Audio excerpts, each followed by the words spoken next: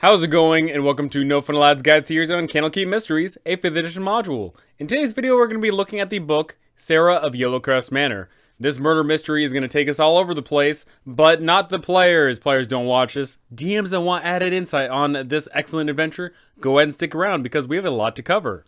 Our adventure begins, you guessed it, in Candlekeep. Your players will find a book, but they will discover that this book may have actually wanted to find them. The spirit of a murdered woman, a one Sarah of the Yellowcrest Manor, is inhabiting the book that is aptly named after her, and she is going to come out as a ghost, apparate in front of the party, and she's going to try and speak, but something very important to note is that she's going to show off that her tongue has been cut out. And why is that? Well, the master of her former estate did this because he was evil. He not only murdered his own family, but also several servants. And he did a horrible act, cutting out their tongues, burning them, and he has since retreated from the illustrious city of Waterdeep to a nearby town, and that is where the bulk of the adventure is going to take place. So here is the hook to this adventure. Your players find this book and this ghost is going to spring to life, and you're going to make sure that this ghost isn't malicious, not going to try and attack them, not going to do anything. You make sure that this ghost is not harmful in any way, shape, or form, and then your players begin to learn about Sarah of Yellowcrest Manor and how she was murdered. This book starts off with several scribblings and eventually the name Sarah written again and again and again, because Sarah didn't know how to write until the lady of the estate showed her how. And eventually this transformed from simple letters to a full-blown journal. And your players can read all of this, and when they get to the bitter end, they'll discover that she saw the Lord Vialis scrawling away down in the basement doing something despicable. This is totally gonna hint at, oh, the master of the house totally must have murdered the people, right? Well, maybe you can keep your players guessing. Because you see, your players will also be able to potentially discover with a DC 15 Arcana check what this symbol that the Lord was trying to write down. This is a contact other plane spell. After your players read through the book, they'll be given this information here in the Yellowcrest lore in regards of Yellowcrest was located in the Dalzoran Street in Waterdeep, how the family owned several tanneries and shoemaking shops in the Market Ward, and also, very important note, which could be useful later on, Sarah had a romantic relationship with a young squire named Vekin, who lived close by in a manor in Inmar Street. That could hopefully point your players in the right direction further on. In addition to that, your players may go ahead and start asking around the Avowed and looking for any piece of information, and they'll be given the rest of the bulletins here in regards of lore. They will learn that Lord Yellowcrest was away from the manor when this terrible atrocity happened. Rumors spread that there was a cult that did this, but the details of the killing were never revealed, and the Yellowcrest has a good reputation. So with these conflicting ideas, your players may be curious as to what's going on. There was some weird scrawlings down in the basement, but at the same time, the Lord was away at the time. What is going on? Here's the thing. Sarah is still inhabiting this book, and she can go ahead and appear out whenever she desires, or whenever, more importantly, you desire, and you can have her try to point the players in the right direction. But here's the thing. One, I would not use this too often because if you're just having her point in every direction, then it's a little too easy. Two, if she is doing this, then of course your players can just ask very simple questions and then she could either point yes or no. And most important of all, this book cannot leave Candlekeep. So we're given a bunch of great information that Sarah could potentially go ahead and give to the players because she either points to something in the book, or if you even desire, she could potentially possess somebody. But I'm going to go ahead and tell you that I think that there is a bit of mystery lost if you go ahead and have Sarah join the party throughout this investigation. I think maybe you can have the book be taken, and maybe Sarah can only show up at specific times, not to completely steer the party, but maybe nudge them in the right direction, because I think that there is a fun aspect of this venture in regards of what is going on here. Is the Lord the true villain in this? Because if your players are actually talking to her and she points in the right direction, you're going to know everything, and it's just going to be a chase, it's going to be a manhunt, and I think that a mystery could be a lot more intriguing. For this section on what really happened, of course, we figure out what's going on here. He is totally evil, and he sacrificed his family and his servants for the otherworldly entity Garnu. He covered up this murder and eventually decided to retreat from town. He still owns several businesses in Waterdeep, but he is now residing in a place further away, and in fact he is now starting a new cult. This cult is aptly named the Cult of the Burned Tongue. So once again, this really comes down to how fast of an adventure you want, how quickly you want this thing to go, how much of a one-shot is this going to be, or if this is full-blown campaign. I would certainly say that if you are having this as a one-shot, you can definitely expedite the process and cut out the Waterdeep portion of this adventure. But if you are willing to have a longer session, or if you are willing to go ahead and run this as a full-blown event, then for sure the investigation in Waterdeep can be absolutely delightful.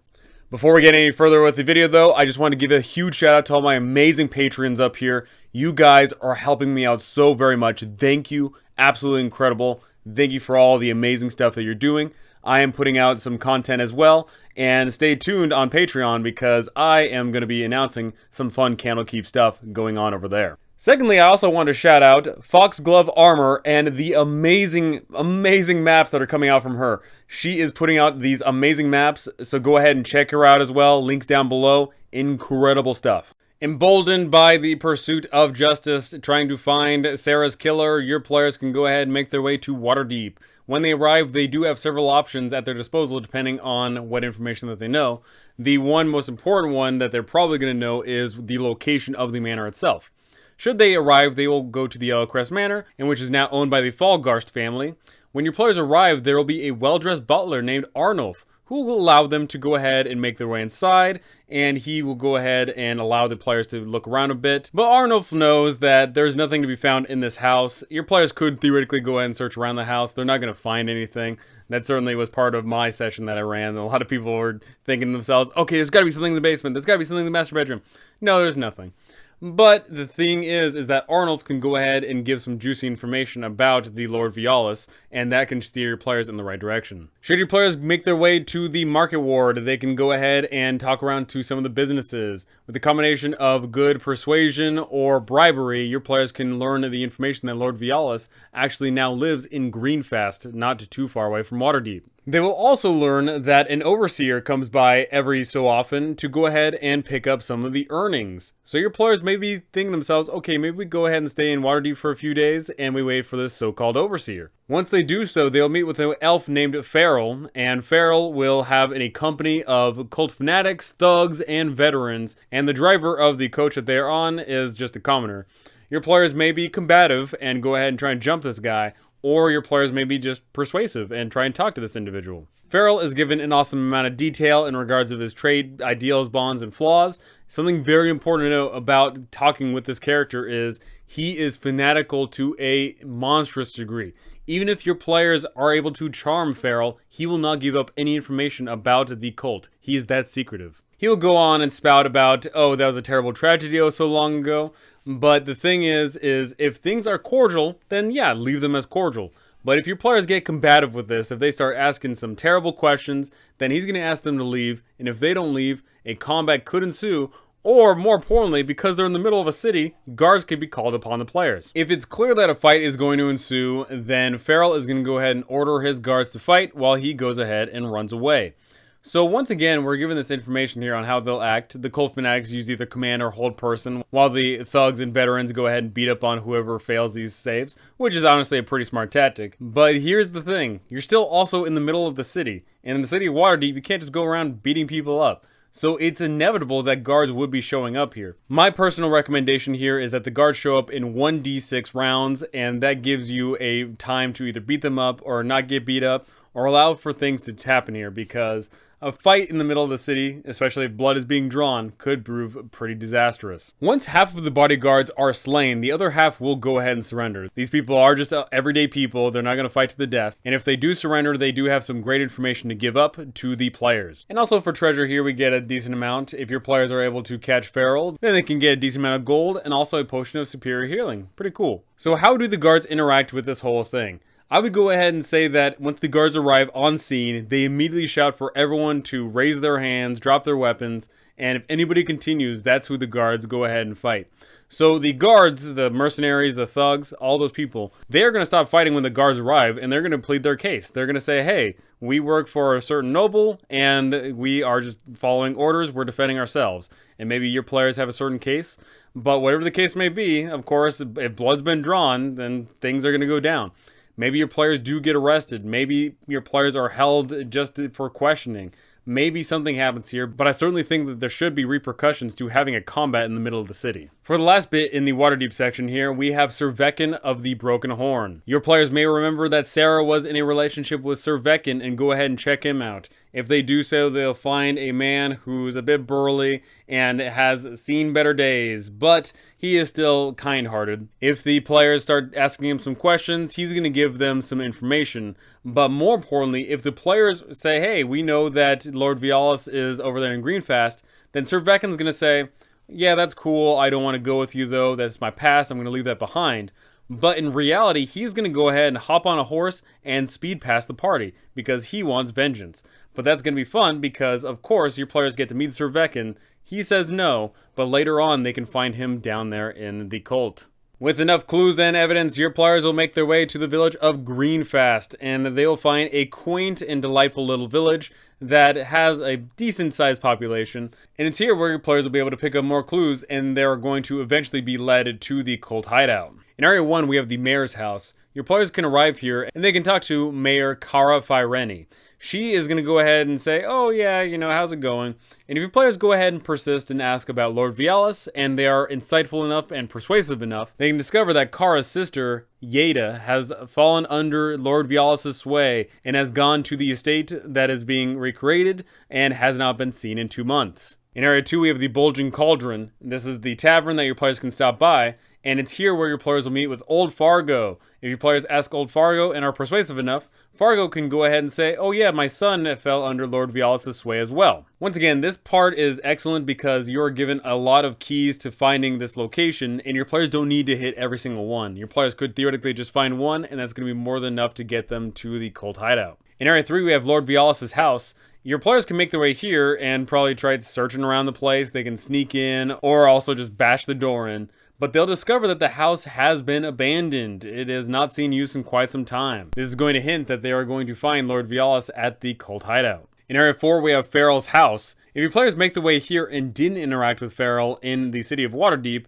then an encounter could occur here, and you'll be using the same information found in the Secrets of Waterdeep part. But also important to note here is that if he says that he needs to get some air because the air is a little bit tense here, he can go ahead and crack open a window, and the cultists in Area 5 are going to go ahead and join in on the fray. And the cultists from here are going to be his backups because they're not going to have those other people that they had in Waterdeep. And lastly, for the area of Greenfast, we have Area 5, the barn. This is where your players can get into a bump in with 2 cult fanatics and 2 veterans. These are the guys that are snatching up people for the evil sacrifices that the cult is doing. If a combat encounter occurs here, then your players can theoretically beat them to a bloody pulp. And if they are defeated and or surrender, then they can provide all the information here that your players need. That they are part of the Burned Tongue cult, and Lord Vialis is doing some terrible things, and where it is located. So once again, this portion really comes down to how do you want this adventure to shape up? If there is no combat in the city of Waterdeep, and there's no combat here, then it's all going to be in the grand finale, which I think is perfectly fine, especially if you're running a one-shot. But if you have the combat spread out over the course of this thing, then your players are going to know what to expect. And they're going to come to find that, oh yeah, we're going to go up against some cultists because we know that they are part of this cult. Once again, I do think that if you run this as a pure mystery, your players don't know what's going on until they get there. I think that's a blast because they could arrive to the village of Greenfast, talk to some people and find that some people are missing. Lord Vialis isn't home, and you know, your players will be on edge. They'll be wondering what the heck is going on here. But if you're running it with combat involved, then the other important thing to note is if anybody gets away, especially if Farrell gets away, then the cult is going to know that your party is arriving, in which case they will prepare. And that makes sense. If your party allows anybody to escape, then, you know, the enemy's going to know. So I like the fact that this adventure has so many parts to it where your players could be branching out in different directions depending on how much information they learn, who they get into fights with or don't get into fights with. You know, that is awesome to me. Once your players have followed all of the clues and they know that something's going on, whether they know it full blast or they just know that there is something creepy going on, then your players can make their way to the cult hideout. Your players are going to know that Lord Vialis is restoring a crumbling tower that is located outside of town. Once your players arrive though, they'll discover that this crumbling tower hasn't seen that much restoration. your players will arrive here and they will see that there is a staircase that leads down, and they'll see a whole bunch of tools that are just sitting around doing nothing. And your players are probably going to be curious and go ahead and make their way down. For the temple's features here, we get some nice information that the ceilings are 10 feet tall and there is magical light going everywhere. But something cool to note is that not all these lights are just flames. In fact, there are magical lights all about. Pretty cool. In Area 1, the antechamber, your players make their way down the stairs and they will arrive in this area. The thing is, if they are making any noise, then the Grells and the cultists are going to know that they're arriving, in which case they're going to go ahead and try to sneak around. You can go ahead and have them all roll a stealth check, and this can be contested against your party's passive perception, or if they're actively searching, then maybe the perception as well. But the thing is it states that the cultists and the Grell are just immediately going to go ahead and attack anybody that shows up. But what if your party knows that there is a cult down here? What if they've already fought some cultists down here? Then I think there's an entirely reasonable theory that your players could show up here and say, hey, we want to join the cult. Or maybe your players already have some cultist robes and say, hey, we are a part of the cult. Then I think that there is a whole another thing to be found here. It doesn't go into any detail about that, but that is something to keep in mind. In fact, I listened in on a group that were being inducted into the cult, and that was how they were able to sneak in. So, yeah, make sure that your players are rewarded for that creativity. But if they aren't that creative, and you just want to have this be a classic brawl, then go ahead and have this be a classic brawl. If a combat does go down in here, then the cultist in area B3 is going to rush down the stairs and try and make his way to Lord Vialis to warn him. Something very cool to note here is that there is a body of water here with cups laying by the side. Now, most sane people wouldn't drink some random thing found in the middle of a dungeon, but hey, this time they're actually rewarded if they do so, as if they drink it, then they gain the effect of guidance, which is pretty cool. To the west, there is the door that leads to area B2, and your players can make their way inside if they make a DC 14 dexterity check with thieves tools, or they could go ahead and bash it down with a DC 17 athletics check. The south doors are in fact unlocked. If your party is able to make their way inside the area 2 arcane study, then they'll be in for a fun time, as they can get some pretty awesome items. They can find a spell book which contains a huge number of spells, pretty awesome, but also cool is that there are some drift globes. But the thing is that these drift globes are a pitfall trap. If anybody takes any of these drift globes, then they are going to fall down a pit, taking 2d6 points of bludgeoning damage and finding their way into area 11. But with a successful DC 16 perception check, they'll be able to spot this trap. This trap is magical in nature, but with a DC 20 athletics check, your players could theoretically make it not work. If anybody falls down this pitfall, then they can make a DC 20 athletics check to make their way back up.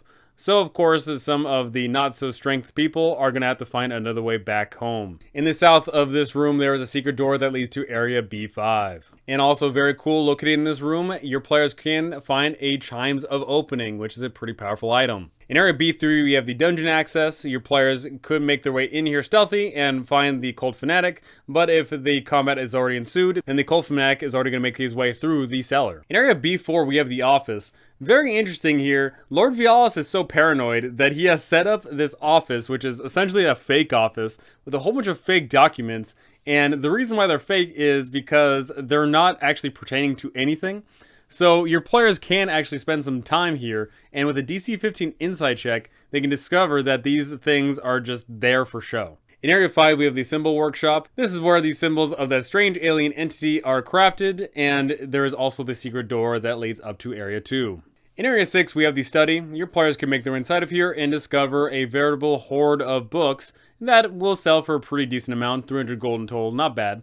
They can also be brought back to Candlekeep for some favors and benefits. In Area 7, we have the Dark Chapel. This is where the meat and potatoes of this adventure culminates. As your players make their way down, they'll be able to see that a ritual is going on. Lord Vialis is using body parts to summon forth Grell. Pretty gross. This is where a nice little combat's going to ensue, with Grell and cultists defending Lord Vialis as he is summoning forth these Grell. On the second round of combat, the Grell is going to manifest and attack the party. And, it's just fun, It gives you a way to make sure that Lord Vialis doesn't immediately turn around and just jack up the party. You can give your party some breathing room, having Lord Vialis essentially waste his first turn of combat. But, hey, it's giving adds to the fight, so it's still dynamic. So this is a pretty fun little combat encounter. The cultists are, of course, chumps and are going to get knocked down in a single hit.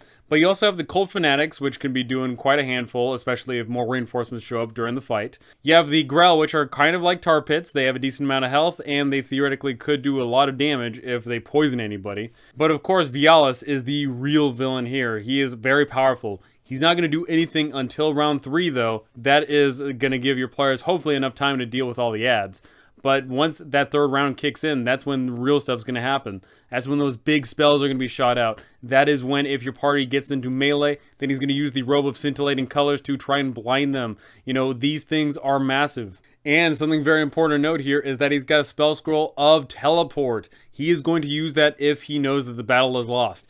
Now, what constitutes the battle being lost? I would say that if it's the majority of the cult being killed, the Grells being knocked out, and most important of all, him being injured, he probably on his turn is going to use that spell scroll to teleport away. So of course that would be a great way to have a reoccurring villain, but something to note is your players could have counterspell on them, or most important of all, they could have found counterspell in this very dungeon, and we'll be getting into that one later on. Hopefully your players are able to beat the evil villain here, but hey, like I said, you know, that could be a great reoccurring villain if he gets away. Also, cool note about this room is, in addition to that creepy statue in the back, we also have not 1 but 2 secret doors that lead to Area 8 and 9. In Area 8, we have the Secret Vault. This is where a bunch of loot is stored, and if for some reason your party gets captured by the cult, then this is where their belongings are going to be kept. In Area 9, we have the Secret Library. This is where your players can get all the information that they may have missed throughout the entirety of this adventure, and then some. And also important to note is this is where Lord Vialis has the urns of his dead family.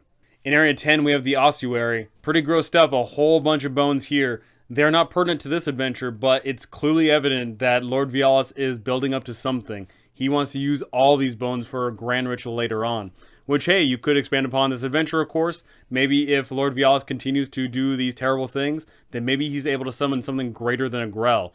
Go ahead and use your imagination. There's a ton of great alien-like entities that can be summoned. In Area 11s, we have these cells. There are 2 cells, mind you. The first one being the North Cell. This one is currently empty unless your players fall through that pit trap all the way in the beginning, and then they'll find themselves in here.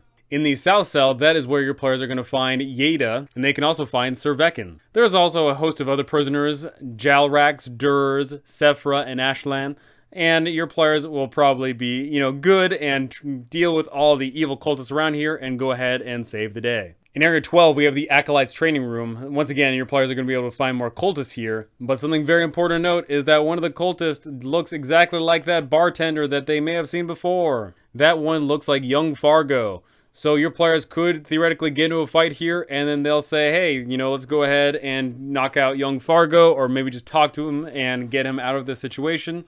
Young Fargo is definitely persuadable. Maybe the other cultists are too fanatical, but young Fargo in particular, he could theoretically see the light of day. So interesting to note here is it says you can make this encounter harder by adding some Grix. I personally wouldn't think about needing to if you're not allowing a long rest, because the fight with Lord Vialis is probably going to be tough enough because he is a higher level spellcaster, and certainly a whole bunch of ads could make that fight an absolute mess. But hey, if you've got a tougher team, then absolutely go ahead and throw these in here. Very important to note is that your players can find a spell scroll of counterspell in here, and that is going to be insanely strong because that can make it so your players don't have to lose to Lord Vialis. That could mean that Lord Vialis is about to cast a large spell like Cone of Cold, or it could be him teleporting away, and whoever's got that counterspell could go ahead and make sure that that doesn't work. And in Area 13, we have the Sacrificial Remains. This is where all the bones that are thrown in that main temple hall are going to go ahead and fall into. So your players come to this cult for a reason. They know that there's something going on. But the thing is, depending on how much info they've gathered, they either know for a fact what's going on, or they don't know. In which case, if they come here and they know what's going on, then it's probably going to be swords blazing, or they could be sneaky and go ahead and use some clever ruse, or maybe use invisibility, or whatever. So if your players come in here incompatibly, then yeah, combat's just going to ensue. But the real important question is, are they going to go down the stairs immediately in Area 3, or are they going to immediately just make their way down into that main temple? If they go to the main temple and get in the fight with Lord Vialis, then the adventure sort of wraps up, because without Lord Vialis, the cult is going to crumble. So you definitely get a little bit more out of this dungeon if they go through Area 3 and go down the stairs and go ahead and save all the prisoners and then go ahead and fight Lord Vialis in that main temple there. But, you know, that really depends on the sort of way that your players engage with this. The other important thing is, What happens if your players come in here under false pretenses because they sneak in here, or they say that they're joining the cult, or they have the cultist robes? Then maybe there could be a lot more fun to be had with that, where Lord Vialis doesn't recognize who they are and then a fight ensues. Or your players swear fealty and then they have to go out and capture someone. Or, you know, there could be a ton of great roleplay elements to be had with that for sure. Hopefully you don't have evil people in your party. Hopefully this is just a classic adventure of good versus evil, and your players deal with Vialis and save the day. So if your players kill Vialis, then the day is saved, the cult runs away because the cult is worthless without him, and Sarah is avenged. But what happens if your players are unsuccessful in killing Vialis? That can be a great reoccurring villain, there could be some stuff down the line, but most important of all, even if he is gone, that's still, once again, the cult is going to be routed, because without Vialis around, they really don't know what to do. So after your players defeat Vialis, then they can get the urns and go ahead and save the day, allowing the ghost of all the tormented souls involved in this adventure to finally be free. We actually get a pretty decent conclusion here. We get, in fact, 5 little snippets here. First off, the aftermath in Greenfast. Once your players reveal what was going on, then the town is going to go ahead and clear out the site and not want anything to do with this, and they're going to be grateful for everyone that was brought back to their senses. Once again, the cult is going to be routed, and they're either going to run away or surrender or do whatever. If Vialis dies, then he dies, but if he's alive, then he can go ahead and go somewhere else. Maybe your players capture him and actually deliver him to justice back in Waterdeep. That could definitely be a fun time there. With Retribution of the Ancients, your players could get this book and bring it back to Candlekeep for renown, or be able to, of course, you know, make their way back inside of the place again. With young Fargo, if he is saved, then old Fargo is going to be eternally grateful, and your players have a place to stay free of charge. They sort of missed it here in the grand finale, but if your players are able to save Yaida and all the other commoners, then of course, once again, you know, people are going to be super ecstatic and happy, and they're probably going to go ahead and shower the party in praise and whatever else they can afford. And finally, for the final rest, with the ashes of the dead involved, they can be spread on hallowed ground and their ghost appeased. And this will be an excellent time as the ghosts are interred. The 5 spirits in total are going to vanish, their forms scattering like flower petals on the wind. And with Veckin involved in all of this, then he can go ahead and become a lifelong friend of the party. Awesome stuff. So this adventure is pretty awesome. There's a great investigation to be had in the city of Waterdeep and then in the village of Greenfast. And of course you can just immediately get rid of all the investigation stuff if you want and just get into a big old brawl. This individual adventure is super modular depending on the style of play that your players enjoy. If they love combat, then it's great. There's going to be some awesome, amazing combat here. If your players love investigation, amazing investigation to be had here. There is just a ton of stuff working for this adventure, and I can't recommend it enough. I've had a blast running this adventure, and I know you'll have a blast running it as well. So go ahead and tell me, are you going to allow all the information about Lord Vialis to be spread right away, or are you going to save that to the bitter end? Do you think that your players are going to be sneaky and make their way into the dungeon, or are they just going to go in swords blazing? And will Lord Vialis be able to get away, or will your players be able to smite him down? Go ahead and tell me all of these things because I want to know. That's going to do it for me. Thank you so much for watching. Thank you to all my amazing patrons up here. You guys are absolutely incredible. Thank you so very much. That's going to do it for me. Thank you so much for listening. And I cannot wait to see you all in the next one.